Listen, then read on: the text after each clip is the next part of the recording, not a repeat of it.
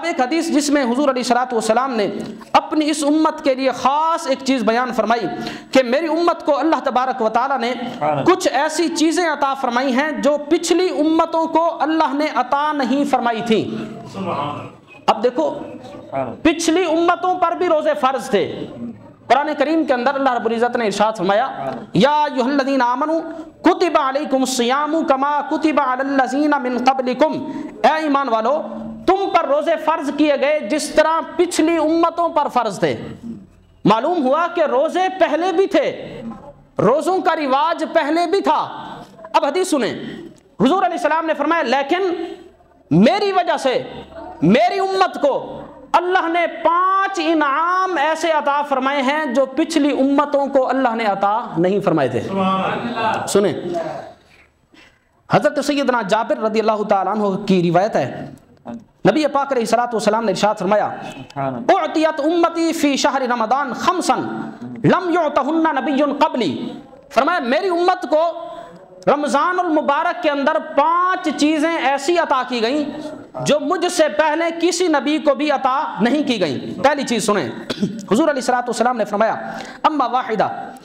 بہرحال پہلی چیز کیا ہے؟ فإنه إذا كان أول ليلة من شهر رمضان نظر الله عز وجل إليهم، فرمایا رمضان المبارک کی جب پہلی رات آتی ہے اللہ تبارک و تعالی میری امت کی طرف نظر کرم فرماتا ہے، میری امت کی طرف نظر رحمت سے دیکھتا ہے۔ ویسے تو اللہ سے کوئی چھپا ہوا نہیں ہے، ایک ہے دیکھنا، دوسرا ہے نظر رحمت فرمانا۔ اللہ سے چھپا ہوا تو کوئی نہیں، لیکن ایک اللہ جو خاص نظر رحمت فرماتا ہے اس کا پھر نتیجہ کیا ہوتا ہے، اس کا فائدہ کیا ہوتا ہے؟ حضور علیہ الصلوۃ والسلام نے ارشاد فرمایا من نظر الیہ، جس کی طرف اللہ وہ نظر رحمت اس رات پہلی رات کر دے، نتیجہ یہ ہوتا ہے لم یعذبہ ابدا، پھر اللہ اس شخص کو کبھی بھی عذاب میں مبتلا نہیں فرمائے گا۔ یہ ہے نظر رحمت، یہ پہلی رات اب آنے والی ہے، کل پہلی رات ہے۔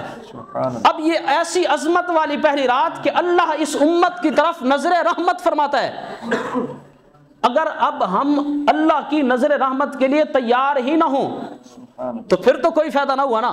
کہ وہ پہلی رات جس رات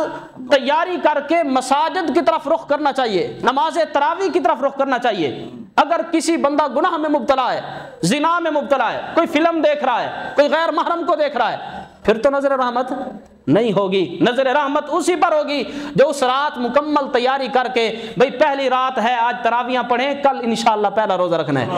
ان پر حضور علیہ الصلوۃ والسلام نے فرمایا ایسا انعام اللہ نے میری امت کو عطا فرمایا، پہلے والے کسی نبی کی امت کو یہ عطا نہیں کیا گیا کہ پہلی رات اللہ نظر رحمت فرماتا ہے، جس پر اللہ کی نظر کرم پڑ جائے پھر اللہ کبھی اس کو عذاب میں مبتلا نہیں فرمائے گا۔ دوسری چیز حضور پاک علیہ الصلوۃ والسلام نے ارشاد فرمایا فإن خلوف افواہہم حین یمسون اطیب عند اللہ تعالی من ریح المسک، دوسری چیز میرے آقا نے فرمایا کہ روزہ دار کے پچھلے پہر معدہ اور پیٹ خالی ہونے کی وجہ سے جو منہ کے اندر ایک خاص قسم کی بدبو پیدا ہوتی ہے، میرے آقا نے فرمایا وہ روزہ دار کے منہ میں پیدا ہونے والی بدبو اللہ کو کستوری سے بھی زیادہ پسند ہے۔ یعنی اللہ روزہ دار سے اتنا محبت اور پیار فرماتا ہے۔ اچھا، اللہ کی صفات میں سے اور اللہ کی عظمتوں اور شانوں میں سے یہ ہے کہ ہمارا رب سونگنے سے پاک ہے۔ سونگے گا تو وہ جس کا ناک ہو، جس کا ناک ہو اس کے لیے جسم ماننا پڑے گا، پھر اللہ جسم اور جسمانیات سے پاک ہے۔ تو یہاں کستوری کا کیا مطلب؟ علماء اس حدیث کی تشریح میں فرماتے ہیں یہاں پر جو اطیب ہے یہ اقرب کے معنی میں ہے، یعنی اس کا مطلب اور مقصد یہ ہے اے دنیا والو، اے مسلمانوں، تمہیں کائنات کی مہنگی ترین اور اچھی ترین خوشبو کا قرب اتنا اچھا نہیں لگتا جتنا روزہ دار کے منہ میں پیدا ہونے والی جو بدبو ہے اس کا قرب اللہ کو پسند ہے۔ اللہ تبارک و تعالی اس بدبو جس کو ہم بظاہر بدبو سمجھ رہے ہیں، اللہ روزہ دار جس نے اللہ کی رضا کی خاطر کھانا پینا ترک کر دیا، گناہوں سے پیچھے ہٹ گیا، اللہ اس بندے کو اپنا اتنے قریب کرنا چاہتا ہے، اتنا قرب دینا چاہتا ہے، فرمایا اتنا تمہیں کستوری اور مہنگی ترین خوشبو کا قرب پسند نہیں جتنا تمہارے رب کو تمہارا قرب پسند ہو جاتا ہے۔ یہ ایسی فضیلت فرمایا پہلی والی امتوں میں سے کسی کو نہیں دی گئی، یہ میری امت کو عطا فرمائی، اللہ تعالیٰ نے عطا فرمائی۔ تیسری چیز سنیں اور بڑی پیاری چیز، حضور علیہ الصلوۃ والسلام نے ارشاد فرمایا اما الثالثہ فإن الملائکۃ تستغفر لهم فی کل یوم ولیلہ۔ رمضان المقدس کے اندر اللہ تبارک و تعالیٰ کے جو مقرب فرشتے ہیں روزہ دار کے لیے رات دن استغفار کرتے رہتے ہیں، بخشش کی دعا کرتے رہتے ہیں۔ چوتھی چیز، حضور علیہ الصلوۃ والسلام نے فرمایا جب رمضان المقدس کا مہینہ آتا ہے اللہ تبارک و تعالیٰ جنت کو حکم دیتا ہے کہ اپنے آپ کو تیار کر لے، وَتَزَيَّنِي لِعِبَادِي، اور میرے بندوں کے لیے اپنے آپ کو مزین اور آراستہ کر لے۔ کیوں؟ اللہ فرماتا ہے اے جنت دیکھ میرے بندے تیرے اندر آنے کی تیاری میں لگ گئے ہیں، اب تو بھی اپنی تیاری پکڑ۔ یہ ہے روزہ داروں کو اللہ کتنی عظمت عطا فرماتا ہے۔ جنت میں پتہ نہیں ہم نے کب جانا ہے، لیکن ہر سال اللہ جنت کو مزید سجاتا ہے، مزید سنوارتا ہے کہ دیکھ میرے بندے تیاری کر چکے ہیں اور رات دن محنت کر رہے ہیں، میری عبادت کر رہے ہیں، روزہ رکھ رہے ہیں۔ حضور علیہ السلام نے ارشاد فرمایا اللہ جنت کو حکم دیتا ہے کہ اپنے آپ کو سجا سنوار لے، میرے بندے تیرے اندر آنے کے لیے تیار بیٹھے ہیں اور تیاری کر رہے ہیں۔ اور آخری چیز، پانچویں چیز جو حضور علیہ الصلوۃ والسلام نے اس مبارک حدیث میں بیان فرمائی،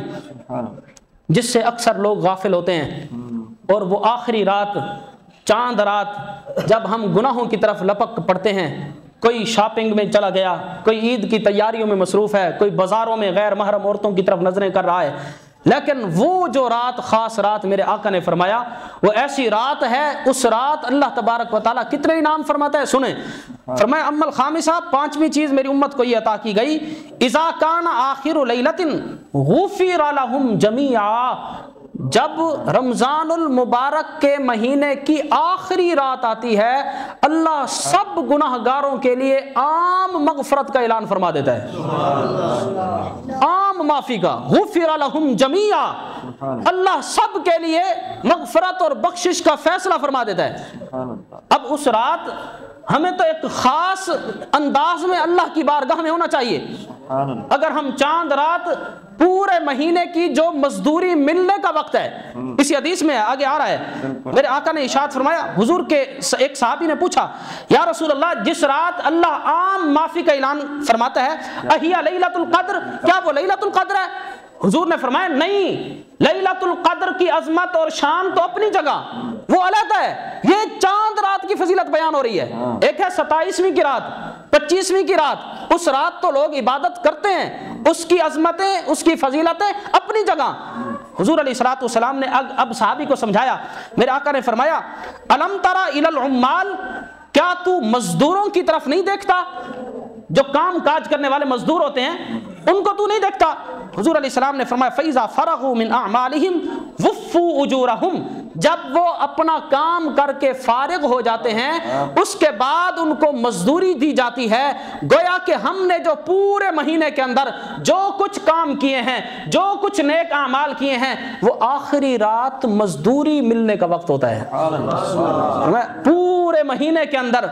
اللہ رب العزت نے جو کچھ بندے کے کام کارناموں پر بندے کو اجر دینا ہے وہ آخری رات، حضور علیہ الصلوۃ والسلام نے فرمایا اس رات اللہ تبارک و تعالی عام معافی کا اعلان فرما کر، حضور علیہ الصلوۃ والسلام نے فرمایا اللہ تبارک و تعالی لوگوں کے لیے بخشش کا اعلان فرما دیتا ہے۔